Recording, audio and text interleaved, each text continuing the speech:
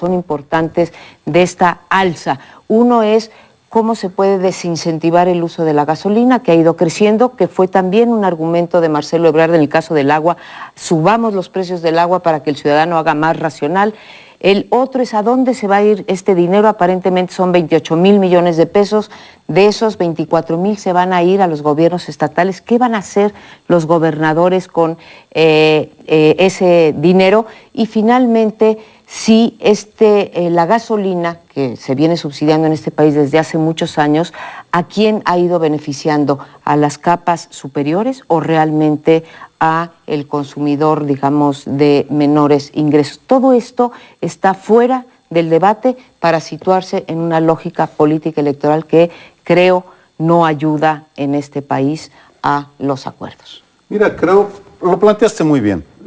Realmente es difícil agregar algo, así que profundizaré en las dos vertientes que tocaste. Primero, en lo nacional sí agrede y ofende más porque no solo no explicaron, sino que además ellos no dieron ni una sola muestra de estar dispuestos a compartir la austeridad.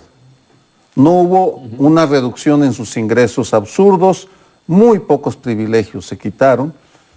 En segundo lugar, tampoco durante la discusión de la ley de ingresos se preocuparon por gravar más a los que más tienen, porque durante el año pasado salió información suficiente para afirmar que en México los multimillonarios casi no pagan impuestos. Sobre eso ya no hay ninguna duda. Y a quienes se nos está cobrando son a los causantes cautivos. Por tanto, en el plano nacional sí hay motivos para sustentar con información, argumentos, cifras, la irritación.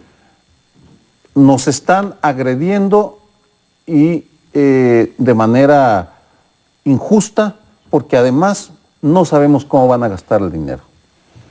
En segundo lugar, muy brevemente, el contraste con el Distrito Federal, en donde los salarios son hasta menos de la mitad del equivalente en el gobierno federal.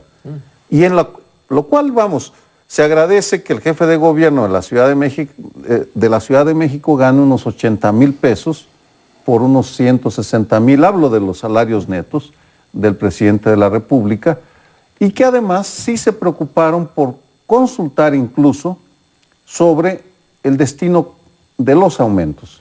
El caso del aumento del metro de 2 a 3 pesos, hubo una encuesta y la Asamblea Legislativa se comprometió a que escucharían la opinión de los encuestados sobre a qué debería dirigirse el dinero que se obtuviera, 14,000 millones de pesos. Hay una actitud muy clara de compartir el costo de la austeridad, el aumento, y al mismo tiempo de tomar en cuenta lo que pensamos los capitalinos. En la discusión económica mundial, no nada más en la nuestra, se ha estado poniendo el énfasis en que en una depresión, y volvemos a las teorías keynesianas o neo-keynesianas, es un momento muy particular. El gobierno debe, como ocurre en Estados Unidos, reavivar la economía haciendo a un lado por un momento nada más, sus pruritos en contra del déficit fiscal, etcétera, y gastar, no quitarle al consumidor, sino darle de manera indirecta, por lo menos, al consumidor, vía, por ejemplo, grandes obras de infraestructura. El chiste es echar la máquina otra vez a andar. En el caso mexicano no se ha hecho nada al respecto. Es una gran depresión, una caída del 7% del PIB, y el gobierno la única ocurrencia que tiene es cobrar más impuestos. ¿Cómo se usa el contraciclo? En México no se puede. No hay forma de usar la economía contracíclica. Entonces nos vienen con mayores impuestos para mantener el equilibrio de las finanzas públicas.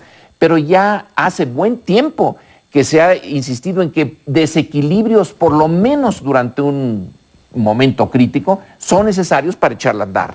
Sí, aquí lo que planteas, Lorenzo, es justamente si el timing para tomar este tipo de medidas, que quizás debieron haberse tomado desde hace tiempo, por ejemplo, ¿no? Lo de los subsidios, o por lo menos reflexionado y debatido ampliamente, pero si el timing en momentos de crisis económica es el adecuado, porque efectivamente pareciera que se están tomando las medidas contrarias a lo que se están tomando en otros países, y cuyas consecuencias pues vamos a ver, porque efectivamente se le está pegando, se le está por varios lados, desempleo al mismo tiempo a buena parte de la sociedad, desempleo, carencias, inflación que se está disparando.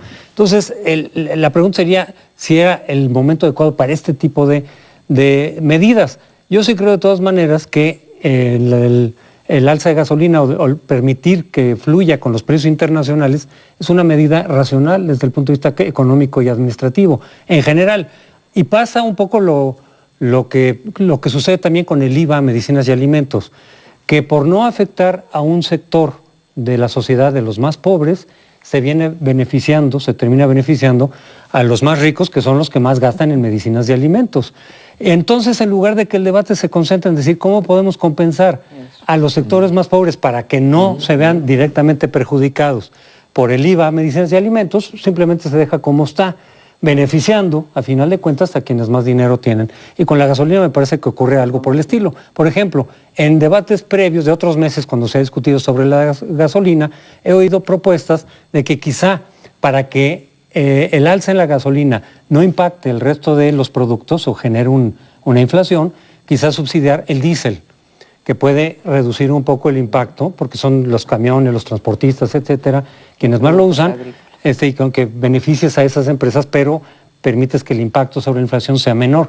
Porque sí han dado algunas explicaciones aisladas, por ejemplo, el nuevo secretario de Economía, de Hacienda, en su comparecencia dijo, esto de que el alza de gasolina impacta sobre los precios técnicamente no debería ocurrir.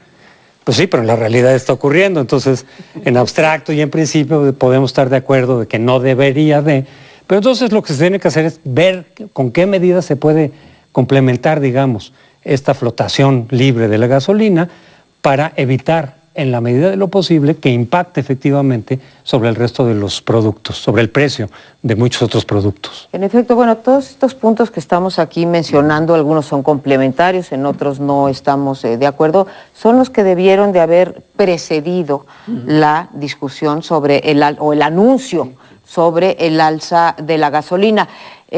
Hasta donde yo tengo entendido, por ejemplo, en el caso del alza de algunas tarifas de los servicios que presta el gobierno del Distrito Federal, fue un discurso inteligente. Por ejemplo, Marcelo Ebrard, yo vi una encuesta de después, pero una vez tomada la decisión, pero lo que se molestó en hacer Ebrard fue decir, oigan, vamos a subir el metro de 2 a 3 pesos, pero todo lo que se vaya a recaudar es para ser autosustentable, digamos, no va a alcanzar, pero vaya, se va a dedicar todo ese dinero para mejorar las líneas del metro, para ampliarlo, para prestar un mejor servicio, etcétera. Entonces, hizo en ese sentido su tarea. Me parece que tienes razón, Sergio, cualquier alza de precios irrita. Yo creo que la del Distrito Federal también está irritando. Ahora lo nacional cubre, ¿sí? Deja en un segundo plano lo de la capital. Ahora, el problema cuando hacemos estas comparaciones internacionales, y no quiero decir que el gobierno federal haya tenido una actitud ejemplar, ni mucho menos frente a la crisis, muy por debajo de lo que debió haber hecho, pero ¿por qué pueden los otros países no subir los impuestos o incluso a lo mejor tirar 1%? ¿Por qué? Hoy venía también de nuevo en el periódico, porque mientras que México recauda el 9%, bueno, pues Brasil recauda el 24%. Entonces, como nunca hicimos nuestra tarea, Lorenzo, hoy en día no estamos en posibilidad de, por la vía fiscal, hacerlo. Entonces, realmente son como malas noticias, ¿no? Porque ahí viene supuestamente la discusión sobre la reforma fiscal, yo estoy de acuerdo contigo, José Antonio, que deberíamos de revisar lo del IVA, pero digo, si así vamos a empezar el año con este tipo de confrontaciones, pues perdón por otra vez estar con el pesimismo, pero ¿a dónde vamos a ir? ¿Les podemos creer que vamos a ir a una convención hacendaria?